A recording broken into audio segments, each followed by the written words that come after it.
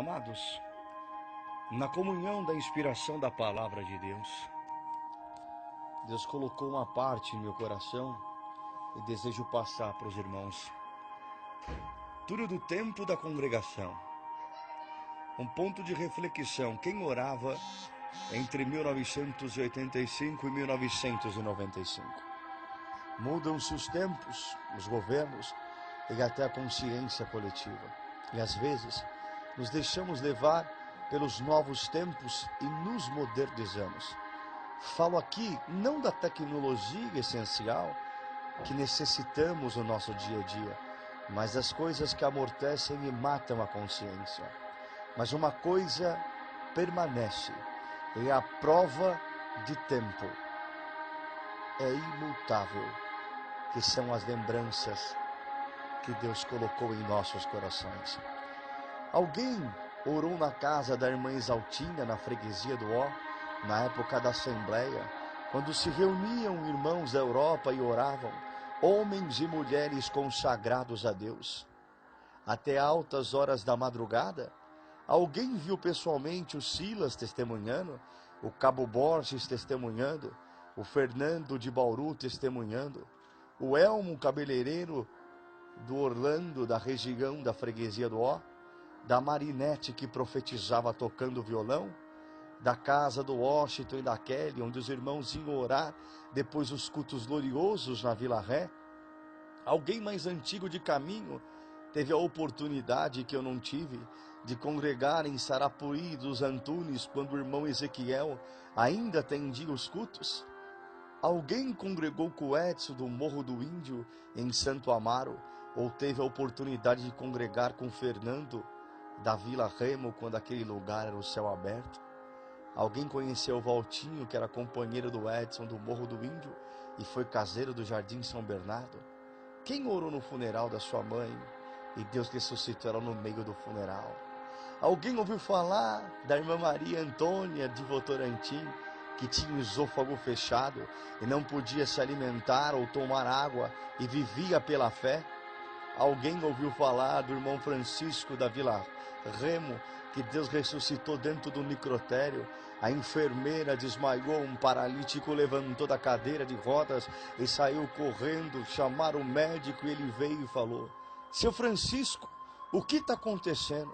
O senhor está morto. E o irmão respondeu: morto está você no seu pecado. Quem lembra do Getúlio de Araraquara? Tinha mais de 5 atestados de óbito. Em uma das vezes que tiraram a liberdade dele, o demônio pegou alguém dentro da igreja e ninguém conseguia expulsar. O irmão Getúlio estava sentado lá atrás e sentado mesmo falou: demônio! E o espírito parou de manifestar na mesma hora, sendo que ninguém conseguia segurá-lo. O irmão Getúlio, tomado de Deus, sem levantar, pular ou gritar, simplesmente falou: vá embora. O espírito saiu e os mesmos irmãos que haviam acabado de tirar a liberdade do irmão Getúlio devolveram a liberdade na mesma hora. Alguém orou com a irmã Iracema de Jundiaí, ou congregou com o irmão Gilberto do Belforrim, em Perus, que lá de cima do púlpito conversava em línguas com os irmãos que estavam lá embaixo. Alguém conheceu Abner, negrão de Deus, que saiu de uma reunião de jovens de manhã no Espírito Santo e saindo da igreja de Deus mandou ele atravessar o morro e ir para a praia a pé. Ele chegou na praia, muito calor, cheio de banhista, parou a praia inteira para rir, porque ele foi indo para a água de terno e gravata e com a pasta na Bíblia debaixo do braço, entrou na água e falou: e agora, senhor? E uma voz disse para ele: entra na água e pula 3 ondas. Ele pulou 2 ondas e quando ele foi pular a terceira, perdeu o equilíbrio e caiu de cabeça dentro da água, saiu todo molhado, todo mundo rindo. Aí ele parou na frente de 3 mulheres, estavam sentados na esteira e falou: agora dá para vocês voltarem para a igreja? E uma delas respondeu: agora dá sim para voltarmos para a igreja, porque eu sou organista, ela é auxiliar e a outra é examinadora, estamos as 3 paradas. E eu falei para elas e combinamos que só voltaria para a igreja se Deus mandasse um crente de terno e gravata entrar dentro da praia, mergulhar e depois viesse falar conosco. Aí saiu o irmão andando e as 3 atrás enrolado em sua toalha. Fala a verdade, é o poder de Deus. Que saudade, que saudade, não existe mais o lugar. Outro dia passei lá, tudo tinha mudado.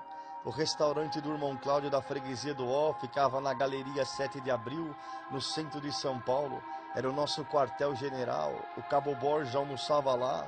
O Hamilton da Pedreira, que hoje é cooperador de jovens do Gleba. O do Darcy do Salzeda, que já era cooperador. Os irmãos de Osasco, tantos amigos. O Tecão, quando vinha de Assis. O Devilso, diácono do Grande Aviana. O Luiz do Santa Terezinha em Pirituba já passou por lá, era o nosso quartel-general. Esquecíamos que era um restaurante, as mesas vizinhas tinham que se conformar em ouvir as maravilhas. Quantos amigos fizemos, como era contagiante, quantas viagens foram combinadas ali, quantos cultos. O Silas, que morreu no acidente de avião, passava por lá, o Serginho, o Abner, tanto quanto amamos, mas nem sabemos ou lembramos o nome, mas eram cúmplices da mesma alegria e na mesma comunhão, sem contar também que a comida era boa, era de qualidade. E o Valtinho de Paraguaçu, da Comum do Djalma, cooperador de jovens, era um moço que antes de Deus chamar, ele era travesti, se vestia como mulher, tomava hormônio feminino. Os pais dele eram crentes e um dia o Walter estava na avenida fazendo ponto, como se dizem. Ouviu uma voz dizendo: sai daqui. Olhou para o lado e não viu ninguém. Ficou parado e a voz gritou: sai daqui. Ele saiu correndo, quase caindo, porque estava com um sapato feminino de salto alto. Quando ele passou na frente de uma congregação, a voz falou: entra aí. Ele falou: eu não vou entrar. E a voz gritou: entra aí. Ele subiu as escadas e ficou parado diante do átrio. Veio uma porteira e falou: senta ali, filha, o lugar das mulheres ali. Ele gritou: eu não sou mulher. E ficou de pé até o final do culto. Quando chegou em casa, reuniu as roupas femininas, os cosméticos e as pinturas, e jogou tudo nos pés da sua mãe. E falou: a partir de hoje não preciso disso, porque você é um servo de Deus. A mãe virou e falou: como você diz que vai ser um servo de Deus com cabelo desse tamanho? Ele respondeu: mãe, Deus começou a obra pelos meus pés e vai terminar pelos meus cabelos. Se batizou quando tinha uma semana de batizado, bateu à noite na porta do quarto dos seus pais e disse: mãe, Deus mandou te avisar para arrumar sua casa, porque dentro de uma semana ele vai vir te recolher. O pai riu e falou: uma semana apenas de batizado e já virou falso profeta. E ele disse: o que Deus me mandou falar, eu falei. Uma semana depois veio o Senhor a recolher sua mãe. O Djalma do Paraguaçu amava ele e dava toda a liberdade. Um dia Deus deu a palavra para o Valtinho. No meio da palavra ele falou: para você saber que é Deus que está aqui, ele vai expulsar um espírito de dentro desta igreja. E na mesma hora uma mulher caiu endemoniada lá atrás. O Valtinho chamou o irmão Djalma. O irmão Djalma subiu no púlpito. O Valtinho foi lá atrás, pôs a mão na cabeça da mulher, expulsou o espírito. Depois voltou o Djalma descendo do púlpito e ele subiu e continuou exortando a mesma palavra, da mesma virtude. Que saudade, meu Deus! Saudade da casa da irmã Antônia, um Marcos nas nossas vidas.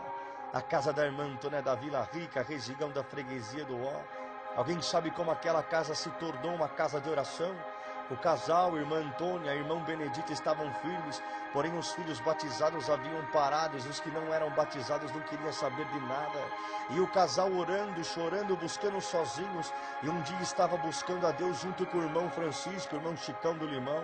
O irmão Chicão foi no meio da sala e chamou o casal. Eles vieram, ao pegar suas mãos, disse: vocês esperam a obra de Deus dentro da vossa casa, mas para Deus operar essa obra, Ele precisa quebrar os ossos. Ele pergunta: vocês estão preparados para entrar na casa de vocês e quebrar os ossos do casal? O casal pulou e falou: amém, Senhor, quebra mesmo, faz a sua obra, aleluia.